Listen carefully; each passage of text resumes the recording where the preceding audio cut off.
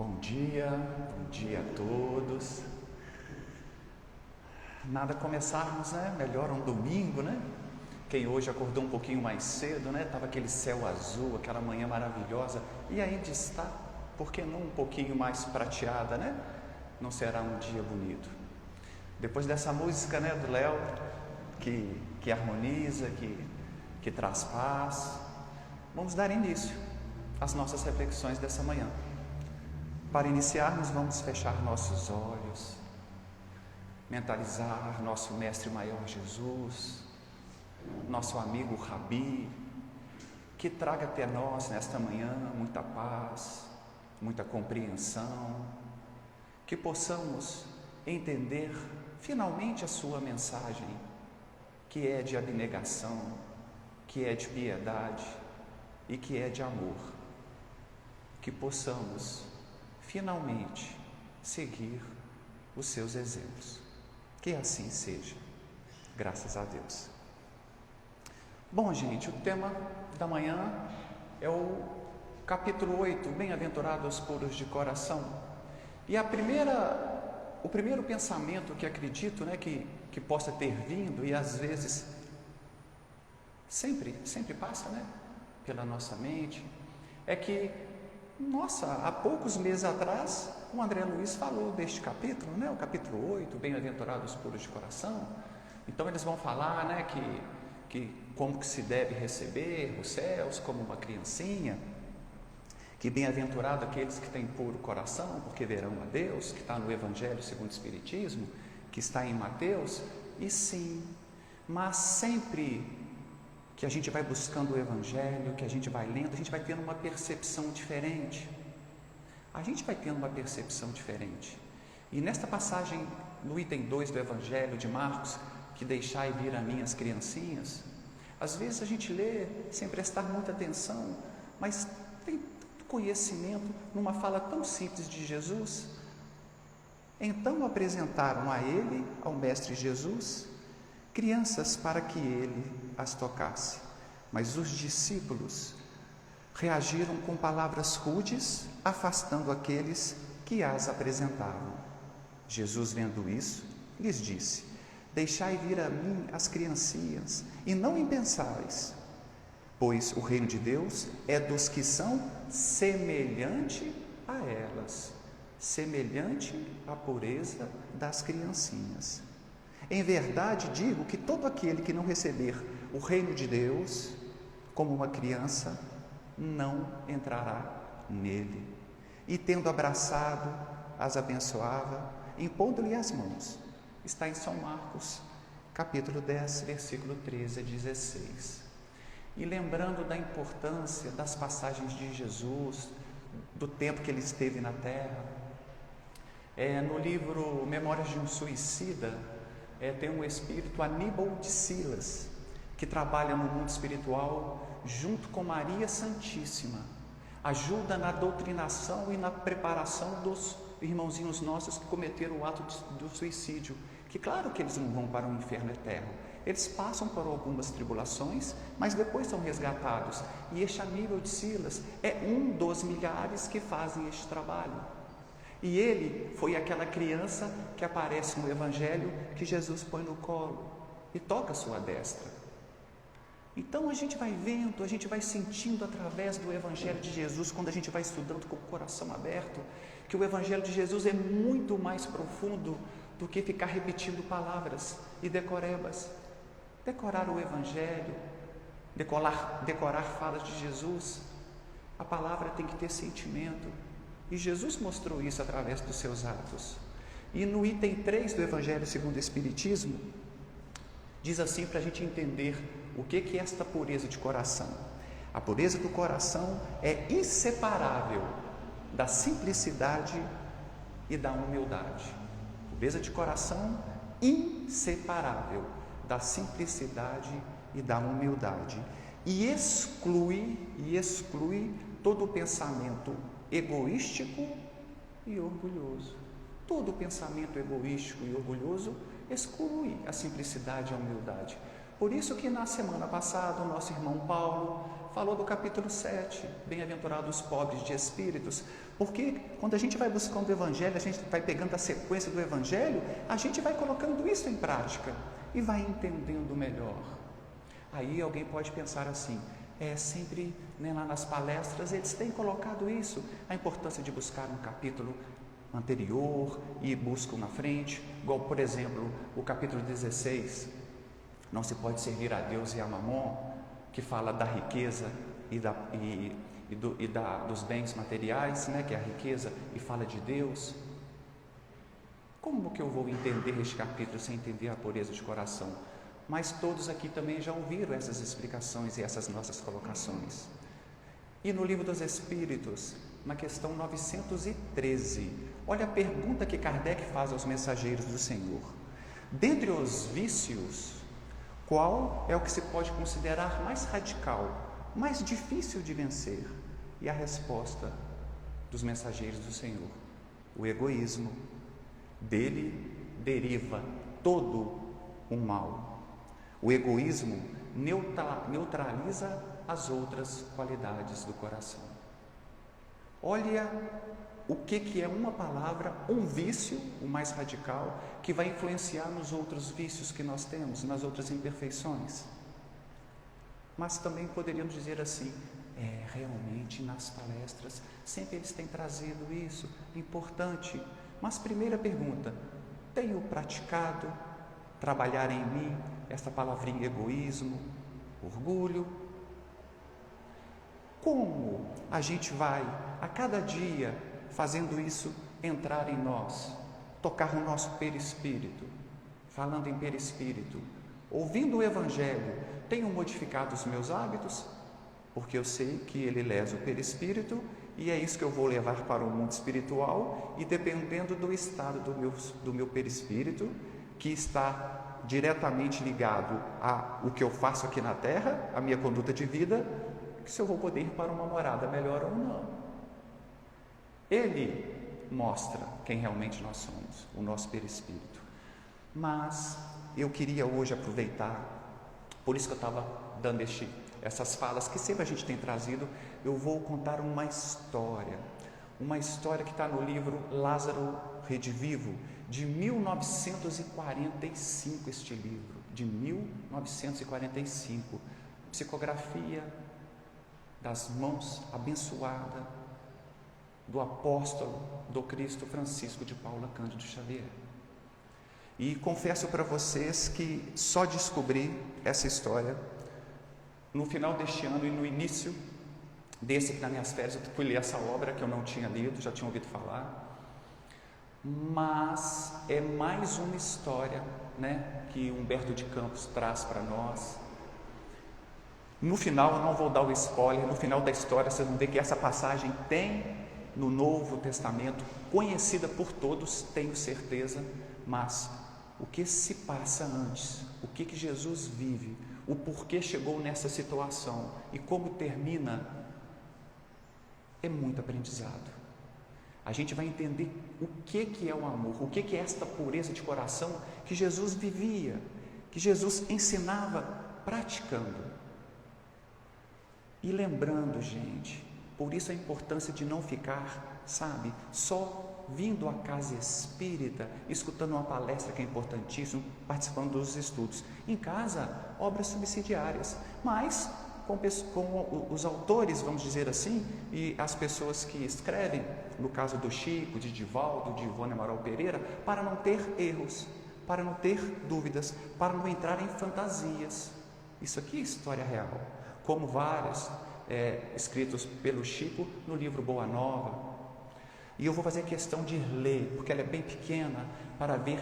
Gente, é Jesus falando. É Jesus falando. É Jesus chegando, vendo as situações, meditando, refletindo, sofrendo, tendo angústia, compreendendo e perdoando. Está no livro Lázaro Redivivo, de 1945, no capítulo 35, o título é Retirou-se ele só. Ele aqui é Jesus. Retirou-se ele só.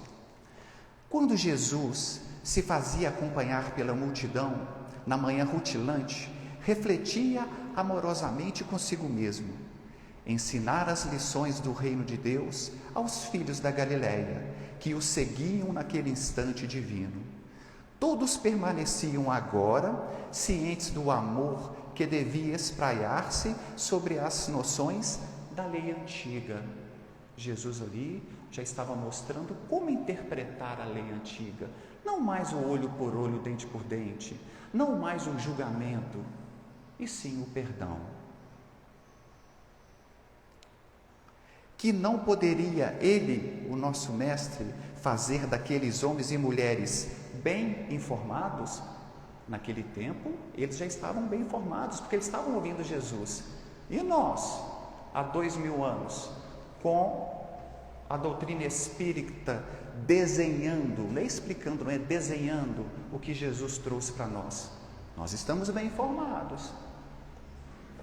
Poderia, enfim, alongar-se em maiores considerações relativas ao caminho de retorno da criatura aos braços do Pai. Lá Jesus já refletia, isso aqui é Jesus refletindo com Ele mesmo. Gente, eu já posso agora falar, eles já têm condições de entender para voltar para os braços do Pai. E aqui não é desencarnar não, gente, era mudar de conduta, já era começar a entender que a lei mosaica, ela foi boa para aquela época, mas agora era outra visão. E Jesus refletindo, analisando isso, que agora eles já têm condições. Gente, isso há 2000 anos atrás, imagina hoje.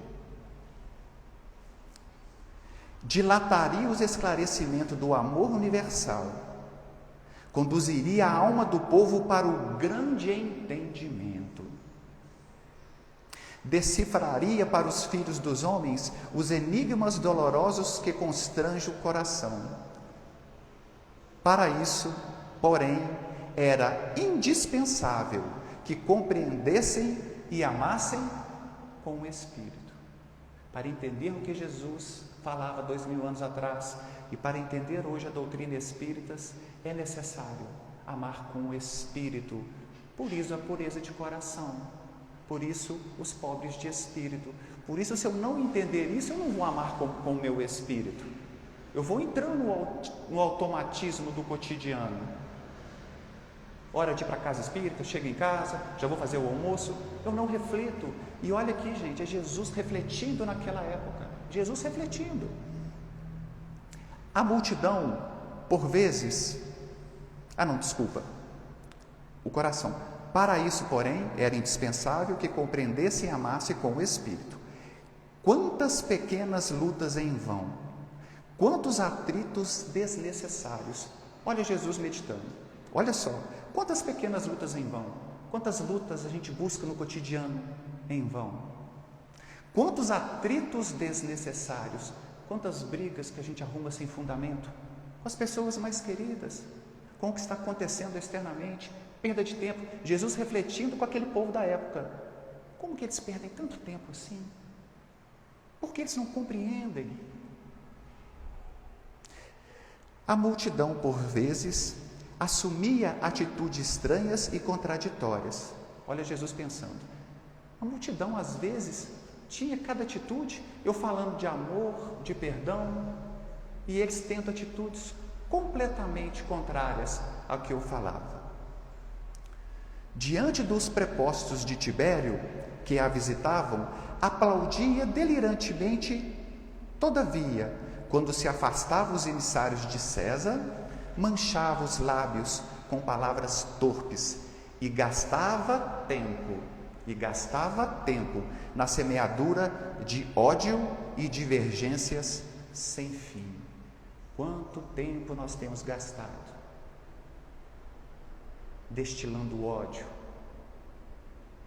trazendo atritos para a nossa vida, para o próximo. Quanto tempo temos perdido fingindo, colocando uma máscara para tratar as pessoas, e quando elas viram as costas, igual acontecia aqui, a gente solta ódio do coração, e muitas das vezes com parentes nossos. Se aparecia algum enviado do Sinédrio, Lembrando, né, gente, Sinédrio era onde ficavam os juízes da época, os sacerdotes, é onde tinham os julgamentos. Eram pessoas que explicavam a Torá, né, no caso, o Antigo Testamento. Se aparecia algum enviado do Sinédrio, nas cidades que marginavam o lago, louvava o povo a lei antiga e abraçava os mensageiros das autoridades de Jerusalém. Bastava, entretanto, que o visitante voltasse as costas para que a opinião geral ferisse a honorabilidade dos sacerdotes, perdendo-se nos desregramentos verbais de toda a espécie.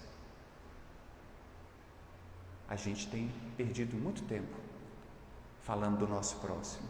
A gente tem perdido muito tempo julgando as pessoas. Perda de tempo, gente. Perda de tempo. Ó sim, pensava ao mestre. Ó sim. Olha esse pensamento de Jesus. Ó sim, pensava. Todo o problema do mundo era a necessidade de amor e realização fraternal. Todos os nossos problemas é falta de amor e realização fraternal. Como temos levado o nosso dia? Estamos sendo fraternal com as pessoas que estão próximas de nós? Estamos buscando as ajudas, as entidades? Estamos sendo fraterno? Fraterno, gente, é ser pobre de espírito, puro de coração. Isso é ser fraterno. Aí Jesus respira fundo, né? E continua meditando, né? Nosso mestre Jesus sorveu o ar puro e contemplou as árvores frondosas, onde as aves do céu situavam seus ninhos. Algo distante, o lago era um espelho imenso e cristalino, refletindo a luz solar. Barcas rudes transportavam pescadores felizes, embriagados de alegria na manhã clara e suave.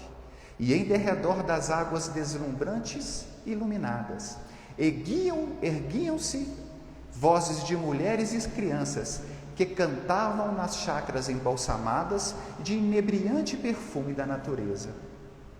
Aí olha o que Jesus fazia. Agradecia ao Pai aquelas bênçãos maravilhosas de luz e vida e continuava meditando. Como nós acordamos hoje de manhã? Reclamando, com preguiça, já pensando nos problemas da semana? Ou tivemos o cuidado de abrir a janela, contemplar o céu azul, igual estava hoje de manhã? E se estivesse uma chuva, igual ocorreu na quinta-feira, né, que trouxe alguns problemas materiais para as pessoas, mas necessário para a nossa sobrevivência, para a nossa existência? Quinta-feira estivemos aqui debaixo de chuva e sabemos que muitos não tiveram condições de vir. Sim, não tiveram mesmo porque choveu muito. Porém, mesmo com aquela chuva, foi uma noite de muita luz. Nosso irmão Elerson Santos trouxe mais passagens do Novo Testamento, trazendo falas de Jesus, passagens de Jesus. Citou passagens do livro Boa Nova, citou passagens do livro Estante da Vida, também do irmão X.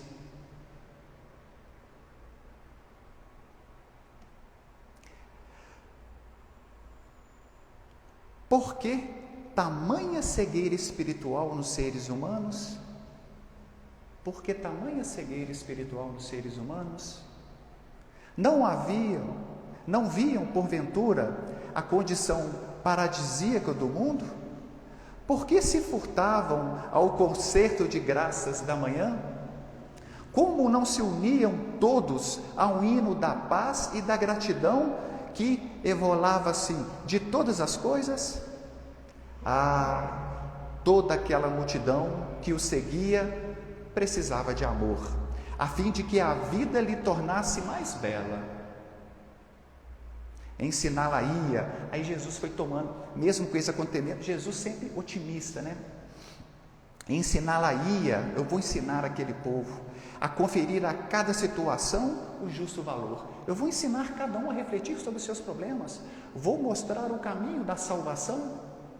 pobres de espírito, pureza de coração. Fora da caridade não há salvação.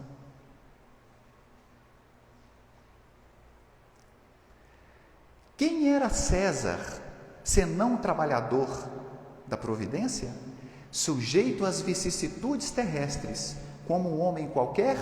Olha, ele tendo uma misericórdia com César, enquanto todos queriam o seu mal, quando todos o viam como inimigo, ele compreendendo a situação de César. Algemado às obrigações sociais e políticos, atento ao superficialismo das coisas, não era razoável que errasse muito, merecendo por isso mesmo mais compaixão? Olha, Jesus pedindo compaixão a César. E nós que somos cristãos, que entendemos as histórias, nós temos noção o que César fez na época. E Jesus pedindo compaixão. E os chefes dos sinédrios, falando dos sacerdotes que viviam atacando ele. E os chefes dos sinédrios não estavam sufocados pelas orgulhosas tradições da raça? Poderiam acaso raciocinar sensatamente se permaneciam fascinados pelo autoritarismo do mundo? E quanto de nós não está fascinado pelo que nós estamos vivendo, buscando os bens materiais, querendo poder, achando que viver é ter um cargo político, é ter reconhecimento, é ter fama. E Jesus meditava e deixa esta reflexão para nós. Gente, é Jesus, imagina, é o ser mais perfeito que esteve aqui. Olha o que ele estava refletindo, olha o que a gente pode tirar para as nossas vidas. Que espírito que irá incorporar em alguém e vai trazer uma mensagem mais evoluída e importante do que Jesus? Não tem. Necessário sim. Tem até descobriram há pouco tempo uma fala, um ensinamento do Chico de 60 anos atrás. 60 anos atrás. Chico falando que, gente, isso é 60 anos atrás.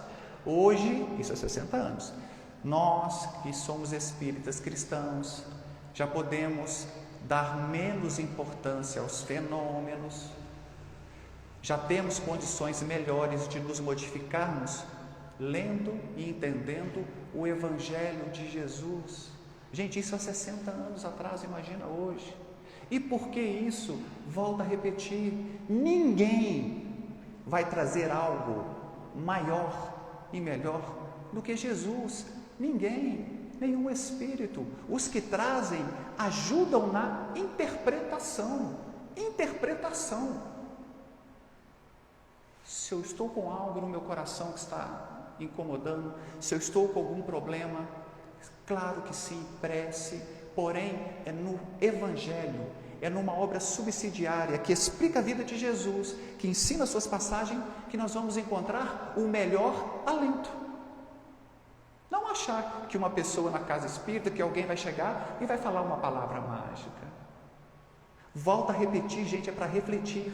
Importante sim todo o trabalho, mas não se esqueçam, ninguém vai trazer uma mensagem mais limpa, mais importante do que Jesus.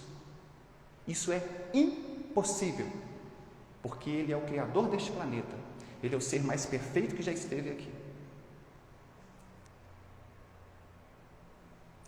Aí Jesus, com um pouquinho melancólico, refletia o mestre, como seria infeliz o dominador romano a julgar-se efetivamente rei para sempre, distraído da lição dura da morte. Quando a gente encontrar a morte, nós vamos encontrar a verdade,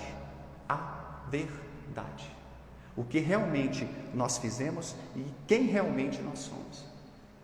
E assim, os romanos, os políticos, os palestrantes, os trabalhadores da casa e todos.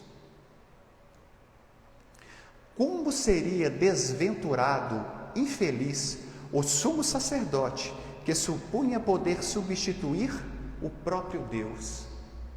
Sim, Jesus ensinaria aos seus seguidores a sublime sabedoria do entendimento fraternal.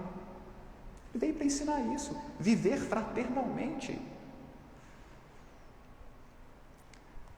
Tomado de confiante expectativa, Jesus estava, não, agora dessa vez vai. Eu falei para eles do reino, eu já citei as bem-aventuranças, eu já mostrei o caminho, deixa eu ver o que eles têm para mim, deixa eu ver como que eu vou continuar este trabalho. Tomado de confiante expectativa, voltou-se o Messias para o povo, dando a entender que esperava as manifestações verbais dos amigos, e a multidão aproximou dele mais intensamente. Alguns apóstolos caminhavam à frente dos populares em animada conversação.